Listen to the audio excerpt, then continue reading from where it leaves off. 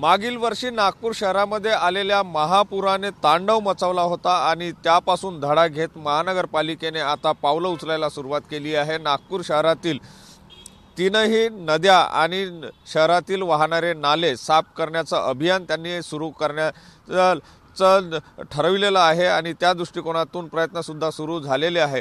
यावर्षी पावसाळ्यात यायला अजून बराच वेळ असला तरी महापालिका मात्र ॲक्टिव्ह मोडवर आलेली आहे आणि शहरातील सगळ्या नाले आणि नद्या ज्या आहेत त्या साफ केल्या जाणार आहे। त्यातला गाळ काढून बाजूला सारला जात होता आधी, मात्र यावर्षी तो गाळ बाहेर नेऊन टाकला जाणार आहे आणि स्वच्छतेच्या दृष्टिकोनातून जे आहे ते पावलं या ठिकाणी उचलले जाणार आहे। महत्त्वाचं म्हणजे महानगरपालिकेला चांगलाच धडा जो आहे तो यावर्षी झालेल्या महापुराने शिकवलेला आहे आणि त्यामुळे आता यावर्षी तरी कुठल्याही प्रकारच्या महापुराचा किंवा नद्या भरण्याचा तडाखा नागपूर शहराला बसणार नाही, अशा प्रकारे महानगरपालिकेने प्रयत्न आत्तापासून सुरू केलेले आहे। त्यामुळे कुठेतरी उशिरा शहाणपण सुचलं असं म्हटलं तर वावगं ठरणार नाही। कॅमेरामन साईसह सुनील ढगे, TV9 मराठी, नागपूर।